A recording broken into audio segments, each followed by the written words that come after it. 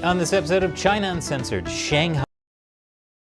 Shanghai lockdown में जा रहा है चीन। फिलीपींस को परेशान करता है और कीनू रीव्स पर प्रतिबंध लगा दिया गया है। इस सप्ताह के चीन समाचारों की सुर्खियों में और भी बहुत कुछ।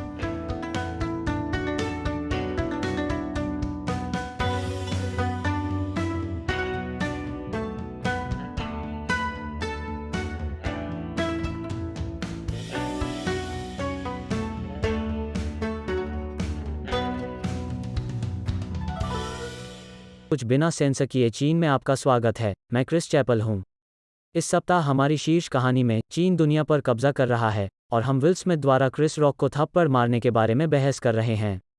स्पष्ट रूप से कम महत्वपूर्ण समाचार में चीनी कम्युनिस्ट पार्टी वुहान में मूल सीसीपी वायरस के प्रकोप के बाद से अपना सबसे बड़ा लॉकडाउन निष्पादित कर रही है। 25 मिलियन लोगों का शहर शंघाई अपने पहले लॉकडाउन के तहत जा रहा है।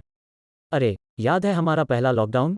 मुझे आशा है कि वे इसका उतना ही आनंद लेंगे जितना हमने किया। मैं यह जानने के लिए इंतजार नहीं कर सकता कि वे टाइगर किंग के बारे में क्या सोचते हैं। हालांकि पर्याप्त द्विघातुमान शो होना उनकी चिंताओं में से कम है। सभी संक्रमित व्यक्तियों, यहां तक हल्के या बिना लक्षण वाले लोगों को भी आइसोलेशन केंद्रों में रखा जा रहा है। हाँ, चीन अपनी जीरो कोविड नीति पर कायम है, चाहे कोई भी कीमत क्यों न हो। क्योंकि सरकारी सिन्हुआ न्यूज के अनुसार शी जिनपिंग व्यक्तिगत रूप से शून्य कोविड रणनीति के पीछे हैं। और इसका मतलब है कि चीनी अधिकारी वास्तविकता को स्वीकार नहीं कर सकते, उन लोगों की तरह जिनके पास अभी भी एक मुलेट है। यह अब किसी भी दिन फिर से अच्छा होगा, बस तुम देखो और इसे प्राप्त करें। शंघाई लॉकडाउन वास्तव में चीनी कम्युनिस्ट पार्टी को आसान बना रहा है। पूरे शहर को एकमुश्त बंद करने की बजाय 2 चरणों में बांटा जा रहा है। शंघाई हुआंगपू नदी द्वारा विभाजित है। इसके पूर्व के सभी निवासी 28 मार्च से 1 अप्रैल तक अपने घरों में बंद हैं। अगले चरण में 1 अप्रैल से 5 अप्रैल तक सभी निवासी नदी के पश्चिम में लॉकडाउन के तहत होंगे। लॉकडाउन के दौरान शंघाई के स्वास्थ्य कार्यकर्ता सामूहिक परीक्षण के 2 दौर भी पूरे करेंगे। अब पार्टी यही कह रही है, लेकिन सच्चाई कुछ और ही है। शहर के कई हिस्सों को पहले ही कई हफ्तों के लिए लॉकडाउन कर दिया गया है। और अगर मामले पाए जाते हैं, जिसकी बहुत संभावना है, वे क्षेत्र लंबे समय तक बंद रहेंगे। उदाहरण के लिए, एक स्पर्शोन्मुख मामला पूरे अपार्टमेंट परिसर को बंद कर सकता है। अब कल्पना कीजिए कि 25 मिलियन लोगों वाले शहर में यह एक विपत्ति है। अधिकांश देशों ने स्वीकार किया है कि हमें कोविड के साथ रहने की ज़रूरत है क्योंकि यह स्थानिक है। हालांकि चीन नहीं। समस्या यह है कि चीन अपनी शून्य कोविड नीति से पीछे नहीं हट सकता। उन्होंने इसका राजनीतिकरण और नैतिकता दोनों की है। उन्होंने उन जगहों को बदनाम और ख़राब कर दिया है जो 2021 में कोविड के साथ रहने के लिए चले गए हैं। वे खुले तौर पर यह नहीं कह सकते हैं कि हम अब कोविड के साथ रहने के लिए स्विच कर रहे हैं, भले ही उनके सार्वजनिक स्वास्थ्य सलाहकार और महामारी विज्ञानियों का मानना कि उन्हें अंततः करना है। विडंबना यह है कि वे उन जगहों का प्रदर्शन कर रहे हैं जो वायरस के साथ रहना सीख रहे हैं। वे अपने कवअप के साथ दुनिया पर छा गए। बाकी दुनिया आगे बढ़ चुकी है। चीन, क्या आपको नहीं लगता कि यह समय आपके लिए भी है? समस्याओं में से एक यह है कि चीन के अस्पताल अभिभूत हैं। उन्हें कोविड के हल्के मामलों वाले लोगों का भी इलाज करना आवश्यक है। यहाँ तक लोगों में भी कोई लक्षण नहीं दिख रहे हैं, और इसका मतलब है कि उनके पास अधिक गंभीर परिस्थितियों वाले लोगों के इलाज के लिए कम संसाधन हैं। शंघाई के एक निवासी ने चीनी सोशल मीडिया पर शिकायत की कि उसके पिता का डायलिसिस उपचार नहीं हो सका और उसकी मृत्यु हो सकती है। यह चौंकाने वाला है। ज़्यादातर यह कि चीन में कोई चीनी सोशल मीडिया पर चीन की आलोचना करने में सफल रहा। पिछले हफ्ते एक नर्स जिसे घर पर अस्थमा का दौरा पड़ा था और शंघाई अस्पताल में देखभाल करने में असमर्थ थी जहां उसने काम किया था, क्योंकि आपातकालीन विभाग कीटाणुशोधन के लिए बंद था, का एक हाई प्रोफाइल मामला था। वह यमद्धाम के हवाले हुई।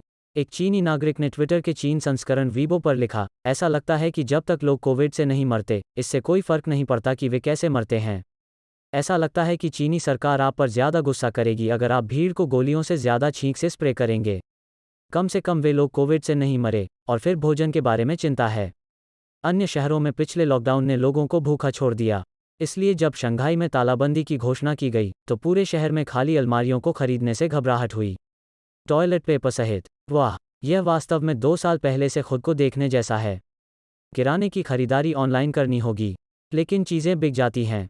एक निवासी ने NBC न्यूज को बताया कि उसने हर सुबह 6 बजे के लिए अपना अलार्म सेट किया ताकि वो ऑनलाइन सब्जियां ऑर्डर कर सके, लेकिन सिस्टम ऑर्डर से अभिभूत हो जाता है और स्टॉक मिनटों में खत्म हो जाता है।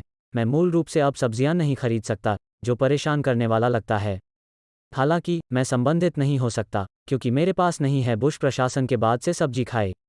बुश सीनियर यानी स्कवी कोई बीमारी नहीं है, यह एक जीवन शैली है। जीरो कोविड एक जीवन शैली भी बन रहा है, क्योंकि चीनी अधिकारी लोगों को लाइन में रखने के लिए सत्तावादी साधनों का उपयोग करते हैं। 23 मार्च को शंघाई पुलिस ने संभावित पूर्ण पैमाने पर तालाबंदी के बारे में अफवाहें फैलाने के लिए 2 लोगों को हिरासत में लिया। हाँ, कितनी घृणित अफवाह है। पूर्ण पैमाने पर तालाबंदी कभी नहीं हुई। लॉकडाउन 2 चरणों में था। और फिर लॉकडाउन का बड़ा आर्थिक प्रभाव है।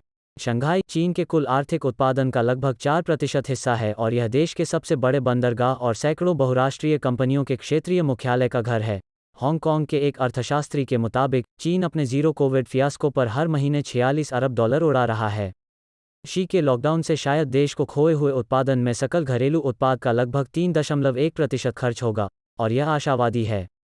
निराशावादी है, इस पागल आदमी की वजह से दुनिया की अर्थव्यवस्था ढहने वाली है। टॉयलेट पेपर की जमाखोरी अभी शुरू करें। खरीदना, खरीदना, खरीदना। यदि बीजिंग, ग्वांगजू और शेनझेन जैसे अन्य चीनी शहर भी लॉकडाउन में चले जाते हैं, तो परिणाम भयानक हो सकते हैं। वॉल स्ट्रीट जर्नल के अनुसार आर्थिक टोल केवल ध्यान में आने लगा है। टेस्ला जैसी अमेरिकी कंपनियों की फैक्ट्रियां समेत फैक्ट्रियां बंद कर दी गई हैं। सैकड़ों रेस्टोरेंट, खुदरा विक्रेता और अन्य सेवा क्षेत्र के व्यवसाय भी बंद हो गए हैं। और फिर भी शंघाई में काल का जूनियर अभी भी खुला है। इस दुनिया में कोई न्याय नहीं है। अगर रोग विरोधी प्रतिबंध शंघाई बंदरगाह पर गतिविधि को बाधित करते हैं तो उद्योग और व्यापार करघे के लिए एक बड़ा खतरा है। यह एक दिन में 140,000 कार्गो कंटेनरों के बराबर संभालती है। दूसरे शब्दों में, आपूर्ति श्रृंखला के मुद्दे जो हम कर रहे हैं, वे और भी बदतर हो सकते हैं। यही कारण है कि लॉकडाउन 2 चरणों में किया जा रहा है। शंघाई वैश्विक अर्थव्यवस्था में इतनी बड़ी भूमिका निभाता है कि वे एक बार में पूरी तरह से बंद नहीं हो सकते। चीनी शासन शंघाई बंद के आर्थिक नतीजों को सीमित करने की सख्त कोशिश कर रहा है। बस, आप जानते हैं, इतना नहीं कि अवांछित लॉकडाउन को रोका जा सके। शंघाई की महामारी टास्क फोर्स के एक सदस्य के अनुसार, हम शहर को बंद नहीं कर सकते। हमारा शहर राष्ट्रीय आर्थिक और सामाजिक विकास में महत्वपूर्ण भूमिका निभाता है, और यहाँ तक वैश्विक अर्थव्यवस्था को भी प्रभावित करता है। सोमवार के तालाबंदी से पहले 20,000 से अधिक वित्तीय सेवाओं के कर्मचारियों को अपने कार्यालयों में वापस जाने के लिए मजबूर किया गया था। पता चला कि वे इसे काम पर खर्च करते हैं। काम कर रहे। कई कंपनियों ने रात भर ठहरने के लिए स्लीपिंग बैग और बुनियादी आपूर्ति तैयार की। हाँ, काम नींद पार्टी।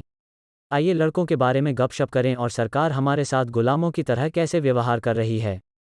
आनंद। मुझे उम्मीद है कि शंघाई सरकार वो नहीं करेगी जो एक अन्य चीनी शहर ने लॉकडाउन से पहले किया था, एक नोटिस भेजकर कहा कि कोविड रोगियों के पालतू जानवरों को मार दिया जाना चाहिए। वे ऐसा क्यों करते रहते हैं? अपनी सुनहरी मछली को शौचालय में बहा देने के लिए मजबूर होने का सबसे बुरा हिस्सा यह है कि आप उसे ढूंढ नहीं सकते उन्हें लपेटने के लिए कोई भी टॉयलेट पेपर। अच्छी खबर यह है कि इस पालतू हत्या के खिलाफ चीन के अंदर एक बड़ी सार्वजनिक प्रतिक्रिया हुई है। और भारी प्रतिक्रिया के परिणामस्वरूप उस चीनी शहर ने अपनी पालतू हत्या की योजना को रोक दिया है। बुरी खबर यह है कि हो सकता है कि आप ऐसी सरकार के खिलाफ बोलने वाले लोगों में से एक नहीं बनना चाहें जो चीज़ों को कत्ल करने का आनंद लेती है। और ब्रेक के बाद सामने आ रहा है, फिलीपींस चीन के साथ संघर्ष की तैयारी कर रहा है।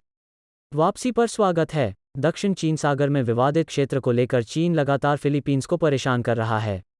एक फिलीपीन समुद्री गश्ती दल स्काबोरो शोल के आसपास काम कर रहा था, जिस पर चीन और फिलीपींस दोनों ने दावा किया था। वे दोनों गलत हैं। मैंने वहां अपना झंडा लगाया, इसलिए वो मेरा है। मेरे प्राधिकार का सम्मान करें। लेकिन गश्त के दौरान एक चीनी तटरक्षक पोत ने फिलिपिनो जहाज के बगल में खतरनाक रूप से करीबी युद्धाभ्यास किया। ये सुरक्षित नहीं है, लेकिन यह ठीक है, क्योंकि फिलीपींस अमेरिका के साथ युद्ध अभ्यास शुरू कर रहा है। हजारों अमेरिकी और फिलिपिनो बलों ने सोमवार को वर्षों में अपने सबसे बड़े युद्ध अभ्यासों में से एक शुरू किया, जिसमें उत्तरी फिलीपींस में अपनी समुद्री सीमा के पास अमेरिकी गोलाबारी के प्रदर्शन में लाइव फायर युद्धाभ्यास, विमान हमले, शहरी युद्ध और समुद्र तट लैंडिंग शामिल होंगे। ताइवान, फिलीपींस के सशस्त्र बलों के chief of staff general Andres Centino, सुरक्षा सेटिंग की अस्थिर, अनिश्चित और जोरदार प्रकृति के प्रकाश में, जिसका हम सामना कर रहे हैं, और युद्ध में तेजी से बदलती प्रगति, यह वास्तव में हमारी भेद्यता को संबोधित करने और यह सुनिश्चित करने के लिए एक साझा जिम्मेदारी रही है कि हमारे दोनों सशस्त्र बल सक्षम हैं सभी परिस्थितियों में किसी भी संकट या आपात स्थिति का तुरंत और प्रभावी ढंग से जवाब देना, जो मुझे लगता है कि इस क्षेत्र में हर कोई ताइवान पर आक्रमण करने के लिए चीन के प्रयास की तैयारी कर रहा है। यहाँ तक जापान में अमेरिकी परमाणु हथियारों की मेज़बानी करने की भी चर्चा हुई है, जिससे चीन परेशान है। लेकिन यह मुझे थोड़ा परेशान भी कर रहा है। हम एकमात्र ऐसे देश को परमाणु हथियार देने जा रहे हैं जिस पर हमने कभी परमाणु हमला किया है। यह किसी को छुरा घोंपने जैसा होगा। फिर बाद में उनसे पूछें कि क्या वे आपके चाकू को पकड़ सकते हैं जब आप अपनी पीठ फेरते हैं और अपने जूते बांधते हैं। मैं निश्चित रूप से आशा करता हूं कि जापान मेरी तरह से विद्वेष नहीं रखेगा। और ब्रेक के बाद वे कीनू के पीछे जा रहे हैं।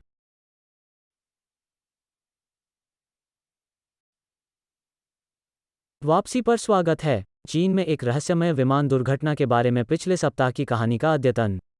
जांचकर्ताओं ने मलबे से 36,000 टुकड़े बरामद किए हैं। बीजिंग में विमान के 2 ब्लैक बॉक्स पर डिकोडिंग का काम चल रहा है।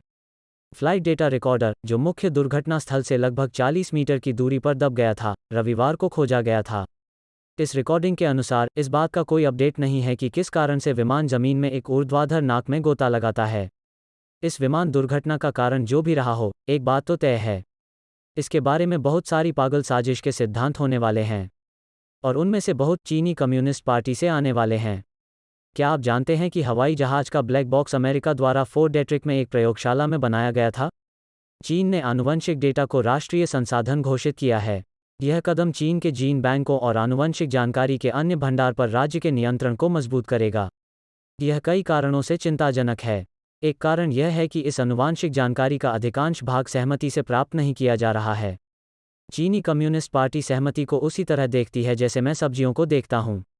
यह महत्वपूर्ण है, लेकिन नज़रअंदाज कर दिया गया है। चीन उन लाखों लोगों के डीएनए की कटाई कर रहा है जो जातीय अल्पसंख्यक हैं। और बीजीआई समूह का एक सामान्य चीनी निर्मित गर्भावस्था परीक्षण दुनिया भर में लाखों महिलाओं से जीन डेटा एकत्र कर रहा है। चीनी अधिकारियों ने भी पूरे देश की पुरुष आबादी का आनुवंशिक नक्शा बनाने के लिए पूरे चीन में पुरुषों से रक्त के नमूने एकत्र किए। तो वे इन डीएनए डेटाबेस के साथ क्या कर रहे हैं? अमेरिकी सोशल मीडिया पर चीनी प्रचार तेज हो रहा है। एसोसिएटेड प्रेस की एक नई रिपोर्ट के अनुसार, चीन मानवाधिकारों के हनन से लेकर यूक्रेन पर रूस के आक्रमण तक हर चीज़ पर चीनी कम्युनिस्ट प्रचार को तोते के लिए टिकटॉक, फेसबुक और यूट्यूब प्रभावित करने वालों का उपयोग कर रहा है। क्योंकि प्रचार प्रसार का सबसे अच्छा तरीका बच्चों के नृत्य के माध्यम से है। युद्ध अपराध? कौन से युद्ध अपराध? मुझे गोभी का पैच देखें। एपी ने इनमें से दर्जनों खातों की पहचान की, जिनके सामूहिक रूप से 10 मिलियन से अधिक अनुयायी और ग्राहक हैं। कई प्रोफाइल चीनी राज्य मीडिया संवाददाताओं से संबंधित हैं जिन्होंने हाल के महीनों में अपने फेसबुक, इंस्टाग्राम, ट्विटर और यूट्यूब खातों को बदल दिया है। ऐसे प्लेटफॉर्म जो चीन में बड़े पैमाने पर अवरुद्ध हैं और ब्लॉगर्स, प्रभावक या गैर विवरण के रूप में पहचान करना शुरू कर दिया है। पत्रकार, उनमें से लगभग सभी फेसबुक विज्ञापन चला रहे थे, जो मजाकिया है, क्योंकि लोग नोटिस कर रहे थे कि शेन यूं के लिए फेसबुक विज्ञापन। फेसबुक अब कहता है कि यह एक बग था। सबसे खुला झूठ कौन सा है जिसे मैंने फेसबुक पर किसी को शेयर करते देखा है? सचमुच किसी भी समय मैं फेसबुक पर रहा हूं। इस बीच यूट्यूब ने उइगरों के बारे में हमारे हालिया एपिसोड को प्रदर्शित किया, जिन लोगों को चीनी कम्युनिस्ट पार्टी वर्तमान में नरसंहार कर रही है। आपने सुना है कि कैसे वे उइगरों को ले जा रहे हैं और उन्हें एकाग्रता शिविरों में बंद कर रहे हैं। हमारा विमुद्रीकृत प्रकरण इस बारे में है कि कम्युनिस्ट पार्टी इन बंद उइगरों के बच्चों को कैसे ले जाती है, और उन्होंने उन्हें बोर्डिंग स्कूलों में डाल दिया, जहां वे उनका ब्रेन वॉश करते हैं कि कम्युनिस्ट पार्टी कितनी महान है। यूट्यूब ने कहा कि हम व्यक्तियों या समूहों के प्रति घृणा या उत्पीड़न को बढ़ावा दे रहे हैं। यह माना जाता है कि यूट्यूब पर एक वास्तविक इंसान द्वारा इसकी समीक्षा की गई थी। हाँ, व्यक्तियों और समूहों के प्रति चीनी शासन की घृणा और उत्पीड़न की आलोचना करके, हम स्पष्ट रूप से व्यक्तियों और समूहों के प्रति घृणा और उत्पीड़न को बढ़ावा दे रहे थे। सोशल मीडिया बेकार है, तो टेक कंपनियां करें। कई अमेरिकी टेक कंपनियां चीन पर पूरी तरह निर्भर हैं, और एप्पल सबसे खराब में से एक है। इस नई रिपोर्ट के मुताबिक एप्पल के राजस्व का 18% चीन से आता है और कंपनी के 85% उत्पाद चीन में इकट्ठे होते हैं। लेकिन यह सिर्फ एप्पल नहीं है। टेस्ला को अपने राजस्व का लगभग 1/4 हिस्सा मिलता है और चीन में अपने विनिर्माण का लगभग उतना ही प्रतिशत करता है। एनबीए भी चीन पर अपनी निर्भरता के लिए तरस रहा है। 2019 हांगकांग विरोध का समर्थन करने वाली एक टीम के महाप्रबंधक के लिए चीन से माफ़ी मांगते हुए वर्षों बिताने के बाद, चीनी शासन ने एनबीए को चीनी टेलीविजन पर वापस जाने की अनुमति दी है। देखो, जीवन में सुखद अंत होते हैं। मान लें कि आप हांगकांग कोने बॉक्स से नहीं हैं, या ताइवान कोने बॉक्स से, या उत्पीड़ित उइगरों का अनाथ बच्चा कोने का डिब्बा। लेकिन हे, कम से कम एनबीए चीनी टीवी पर वापस आ गया है। यही महत्वपूर्ण बात है। और हमेशा के लिए खुशी से जीने की बात करते हुए, चीन के जनसांख्यिकीय संकट ने कानूनी विवाह की उम्र कम करने की बात की है। चीन की विवाह दर पिछले साल घटकर केवल 7.63 मिलियन रह गई। 36 साल पहले रिकॉर्ड शुरू होने के बाद से सबसे कम। चीन की कानूनी शादी की उम्र दुनिया में सबसे पुरानी है। पुरुष 22 साल की उम्र में शादी कर सकते हैं और महिलाएं 20 साल की उम्र में शादी कर सकती हैं। लेकिन किसी तरह मुझे नहीं लगता कि उम्र कम करने से अधिक लोग शादी करना चाहते हैं। यद्यपि वे कानूनी विवाह की आयु को कितना कम करते हैं, इस पर निर्भर करते हुए चीन जल्द ही एक आकर्षक नया घर बन सकता है आर के लिए, उसके जेल से छूटने के बाद।